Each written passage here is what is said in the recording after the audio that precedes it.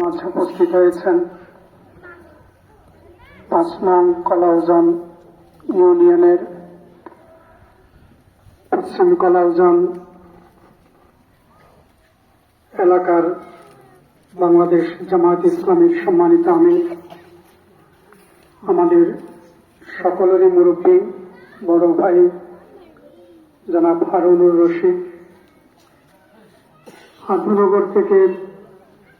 উপস্থিত হয়েছেন আমাদের ফুফাত ভাই ডাক্তার মোহাম্মদ হায়াত মাহমুদ খান, উপস্থিত এলাকাবাসী, মুরব্বিবৃন্দ, পর্দার আড়ালের মা ও বোনেরা, করছি যে আল্লাহ রাব্বুল আলামিন আমাদের মধ্য থেকে